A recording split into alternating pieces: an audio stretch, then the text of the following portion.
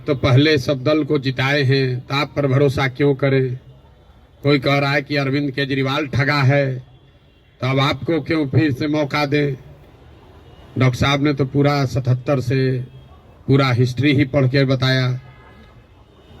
77 से ही 47 से तो ज्यादा आप राजनीति का आपको आइडिया नहीं है। मेरे भाई, कम से कम खुशी की बात यह है कि आप में इतनी चेतना बची हुई है, इतना हिम्मत बचा हुआ है कि आप आकर कुछ समाज या अपने विषय में कुछ बोल पा रहे हैं। जनसुराज की सबसे बड़ी ताकत, सफलता यही है कि इतने अपने आप को प्रबुद्ध कहने वाले लोग एक क्वासाई पॉलिटिकल प्लेटफॉर्म पर आकर बैठे हुए हैं। न तो नेता और को तो देख के आप पहले डर के मारे भागते हैं कि चंदा उंदा लेगा, क्या करेगा क्या नहीं करेगा। आप यहाँ आए हुए हैं और इस घबराहट में नहीं है कि आपसे कोई कुछ ले लेगा, और आपकी हिम्मत हो रही है कि आप खड़ा होकर सवाल पूछ रहे हैं। ये जनसुराज की पहली ताकत और सफलता है। आप जितने यहाँ डॉक्टर सज्जन बैठे हुए हैं जिन्होंने पूछा कि स्वास्थ्य व्यवस्था को आप कैसे सुधारिएगा, आप लोगों में कई लोगों को अपने अपने स्वास्थ्य मंत्रियों से भी मिलने का अवसर मिला होगा। उनसे कभी नहीं पूछे होंगे, क्योंकि बिहार सरकार में स्वास्थ्य विभाग का एक ही कार्यक्रम है, पता करो कौन डॉक्टर का सबसे ज्यादा प्रैक्टिस चलता है, उसका ट्रांसफर करो और उससे बदले में पैसा का उपाय करो। लेकिन आप में से किसी भी डॉक्टर ने आज तक ये हिम्मत नहीं की होगी कि जाकर पूछे स्वास्थ्य मंत्री से, जिसको आप वोट दबाते रहे हैं, कि भैया ये आप स्वास्थ्य सुधारने के लिए क्या करेंगे। पीछे सज्जन ने हमसे माल न्यूट्रिशन की भी बात पूछी है, अलग अलग आपने सवाल किया है, तो आप उन सवालों पर आएंगे, एक एक सवाल का जवाब भी देंगे। आपकी हमारी दुर्दशा इसलिए है कि बहुत साल पहले, सैकड़ों साल पहले, जो ग्रीस के बड़े दार्शनिक प्लेटो ने कहा कि if you do not participate in democracy, be ready to be ruled by your inferiors. अगर समाज में, राजनीति में आप भागीदार नहीं बनोगे तो इस बात के लिए तैयार रहो कि कोई मूर्ख आदमी राजा बनकर आप पर शासन करेगा। तो बिहार की जो दुर्दशा है वो इसीलिए है कि आप चाहे डॉक्टर हैं या व्यवसायी, अपने आप को सो कॉल्ड प्रबुद्ध कहने वाले लोगों ने राजनीति और राजनीति करने वाले व्यवस्था से अपने आप को अलग कर लिया है। और आप सोच रहे हैं कि जो आदमी शराब का व्यापार करता है, जो बालू माफिया है, वो आकर बढ़िया स्वास्थ्य व्यवस्था काहे नहीं बना रहा। ये कोई रॉकेट साइंस नहीं है मेरे भाई। आप बालू माफिया को स्वास्थ्य मंत्री बनाओगे तो उससे स्वास्थ्य व्यवस्था नहीं सुधरेगा। तो अगर आप गलत आदमी का चुनाव करेंगे तो गलत ही होगा। अब मैं शुरुआत करूंगा भाई साहब के सवाल से, क्योंकि इन्होंने वो व्यक्तिगत एक सवाल उठाया है कि आप अब बहुत बड़े ज्ञानी बन रहे हैं, आप ही तो इन लोगों को बढ़ाए। ठीक तो बात है मेरे भाई, हमको आप बहुत ज्यादा क्रेडिट दे रहे हैं। कोई किसी को बना नहीं सकता है। हाँ, ये जरूर बात है कि पिछले 10 बरस में इनमें से कई नेताओं को, दलों को बढ़ाने में हमने कंधा लगाया है।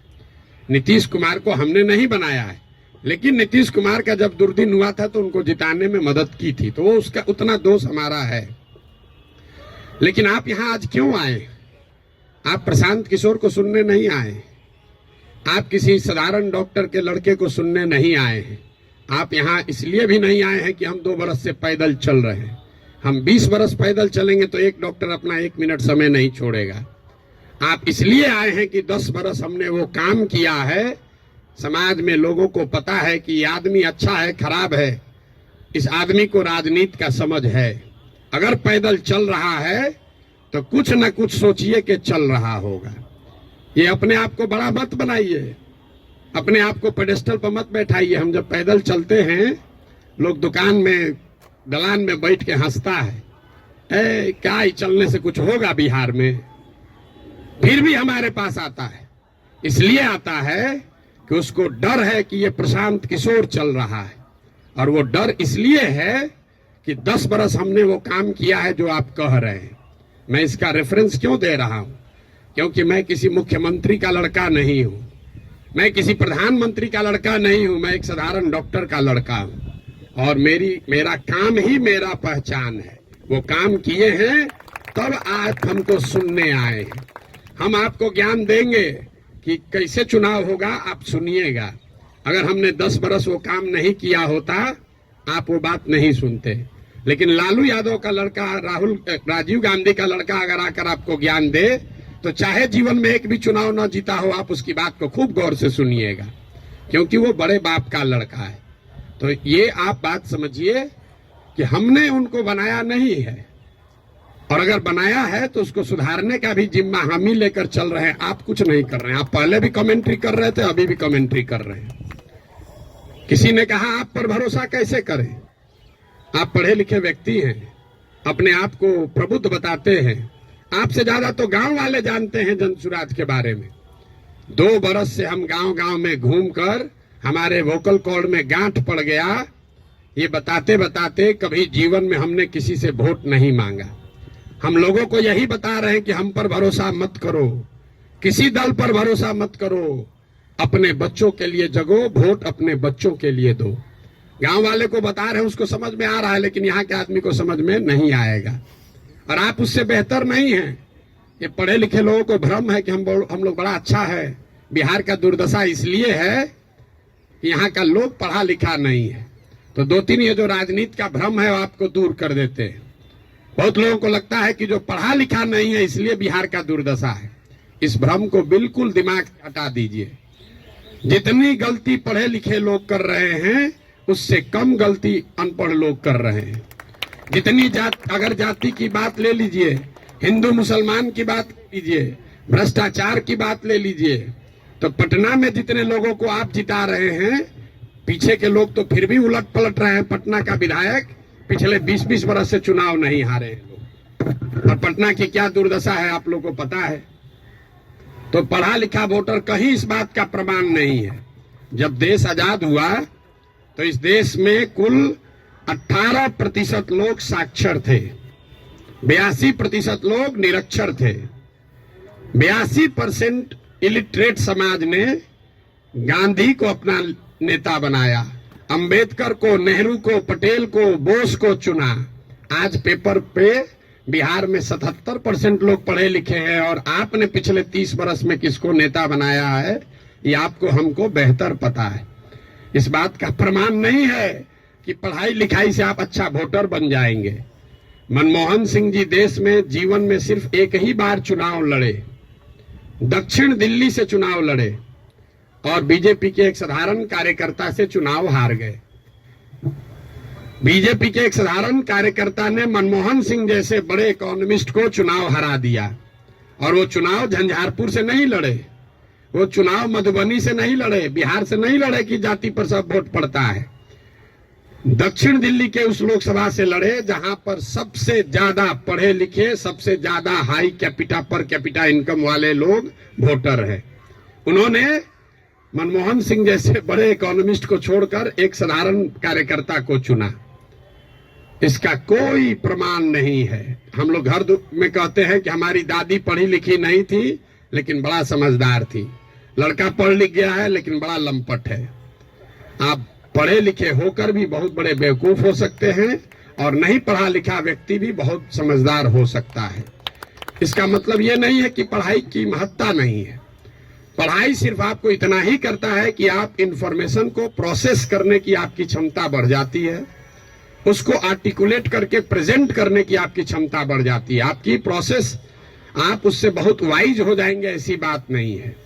दूसरा जो भ्रम आपने बताया, बिहार में तो सब वोट जाते पर पड़ता है, भाई साहब ने बताया, आपने उसका काउंटर भी किया। लेकिन ये सबसे ज्यादा पूछे जाने वाला सवाल है। पिछले 2 बरस से हर आदमी, हर सभा, हर मीटिंग में ये कोई ना कोई जरूर पूछता है, भैया सब तो ठीक है, जाति से कैसे निपटिएगा। तो पहली बात तो ये समझिए कि जाति जो है वो सिर्फ बिहार की सच्चाई नहीं है, जाति पूरे भारत की सच्चाई है, यहाँ के समाज की सच्चाई है। जाति की महत्ता जितनी बिहार में है, इतनी ही आंध्र प्रदेश में है, इतना ही कर्नाटक में है, इतना ही गुजरात में है, इतना ही यूपी में है। आप में से कोई भी ऐसा आदमी नहीं है यहाँ जो उन राज्यों में जाकर राजनीति किया है या वहां चुनाव लड़ाया है। आप हमको बताइए, वोकालिगा और लिंगायत अगर कर्नाटक में नहीं है तो क्या बिहार में है?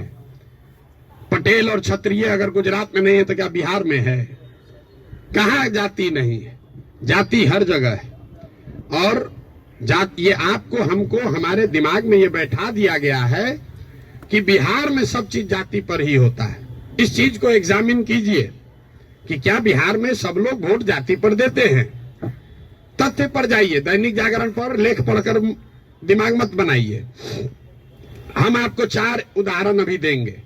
आगे क्या होगा छोड़ दीजिए, पीछे क्या हुआ है वो बताते हैं, आपको अपने आंख खुलेगा।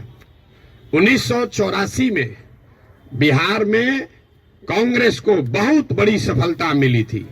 करीब करीब उस समय बिहार झारखंड जो एक साथ था, 54 में 53 सांसद कांग्रेस के जीते थे। यहां बैठे जितने साथी हैं उनसे पूछूंगा उस समय कांग्रेस को कैसे वोट पड़ गया। राजीव गांधी के जाति के बहुत लोग तो नहीं रहते हैं बिहार में, तो आप बताएंगे कि वोट राजीव गांधी को नहीं पड़ा, वो तो इंदिरा गांधी की मृत्यु हुई। उस मृत्यु से जो सहानुभूति की लहर बनी, उसमें जाति पाति छोड़कर सबने कांग्रेस को वोट दिया। सब लोग मुड़ी हिला रहा है, उसको लिख लीजिए। फिर पूछेंगे 1989 में इसी बिहार में क्या हुआ? बीपी सिंह जी के नेतृत्व में कैसे पूरा जनता दल बिहार जीत गया? आप में से ज्यादातर लोग बताएंगे कि जनता दल को वोट नहीं पड़ा। वोट उस समय पड़ा बोफोर्स के नाम पर। बहुत बड़ा एक माहौल बन गया था भ्रष्टाचार के खिलाफ। लोगों ने कहा राजा नहीं फकीर है, देश का तकदीर है। सब ने जाकर बीपी सिंह को वोट दिया। इसको भी नोट कर लीजिए। फिर आपसे पूछेंगे 2014 में क्या हुआ? मोदी जीत गए, भाजपा कैसे जीत गया बिहार में? तो आप कहेंगे भाजपा का तो कोई ताकत ही नहीं था।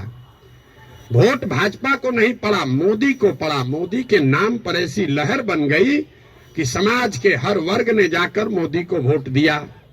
फिर आपसे पूछेंगे 2019 में क्या हुआ?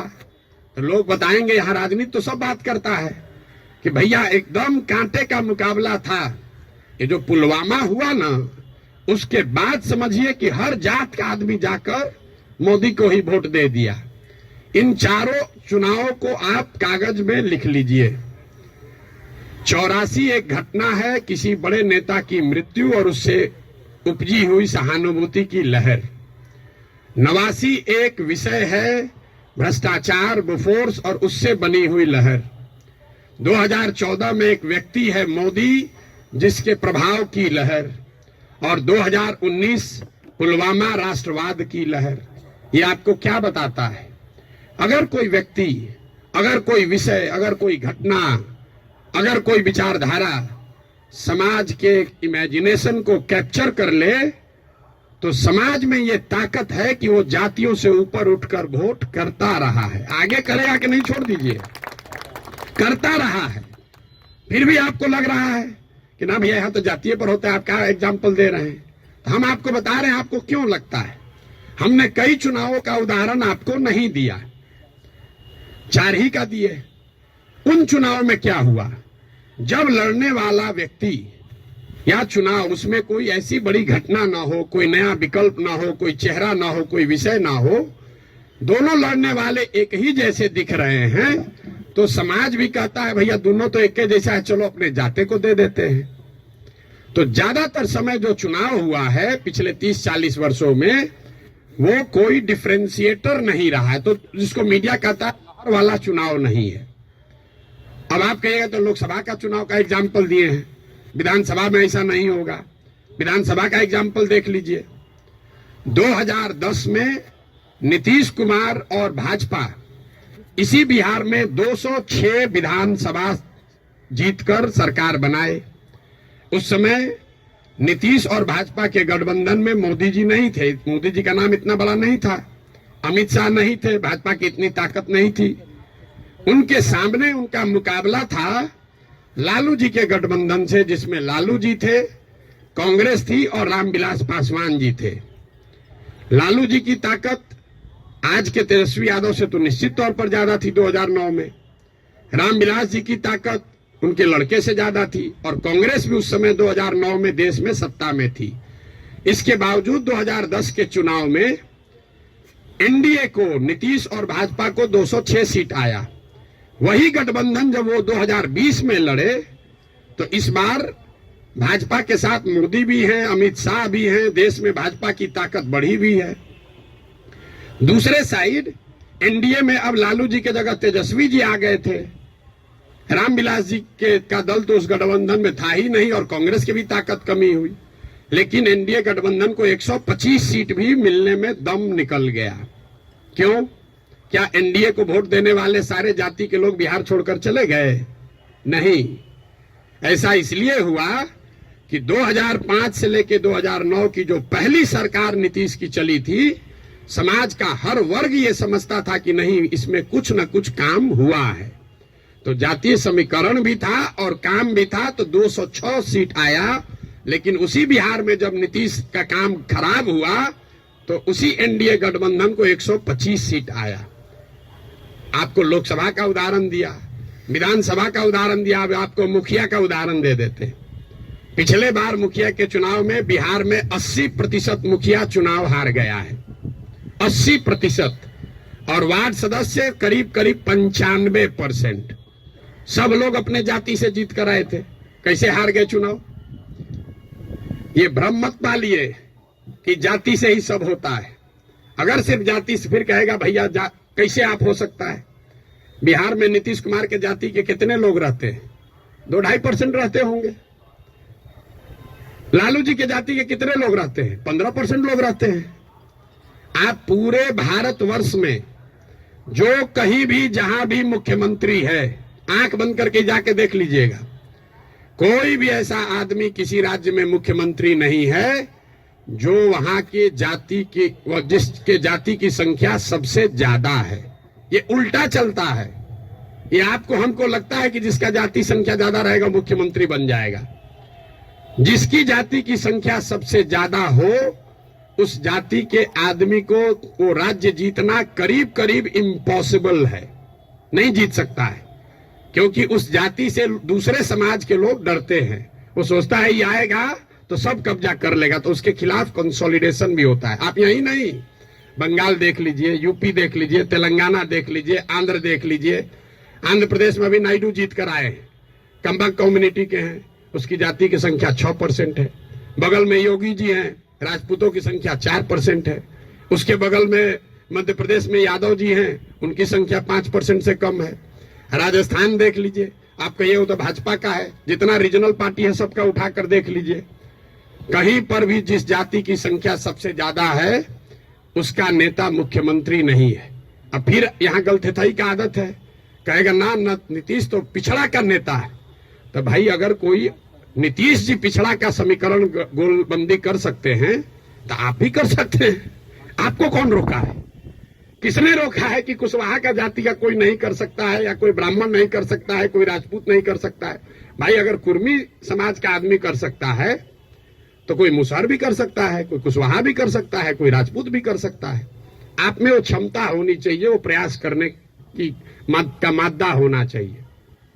जाति का भ्रम मत पालिए। और अंतिम बात, मान लीजिए एक बार कि आपको बात मान भी ले कि जाति बड़ा महत्वपूर्ण है, तो जिसको भी राजनीति के जरिए समाज का अगुवा बनना है, उसके पास ये विकल्प नहीं है कि समाज में सब सुधर जाएगा तब हम आएंगे। सब आदमी कहता भैया करना तो चाहते हैं लेकिन बिहार में जातिवाद बड़ा है। अरे भाई, तो जब जातिवाद खत्म हो जाओगे तब राजनीति करने आओगे, तो ना जाति कभी खत्म होगा ना कभी आओगे। और अगर खत्म हो ही जाए, अगर भ्रष्टाचार खत्म हो जाए, जातिवाद खत्म हो जाए, बाहुबल खत्म हो जाए, तो आपके हमारे आने की जरूरत क्या है? जो खत्म किया है उसी को आगे रहना चाहिए। अरे आपकी हमारी जरूरत तभी तो है। राजनीतिक अगुवा जिसको बनना है उसको समाज की कमजोरी और उसकी ताकत के रहते हुए ही उसका अगुवाई करना है। आप उससे अलग नहीं हट सकते।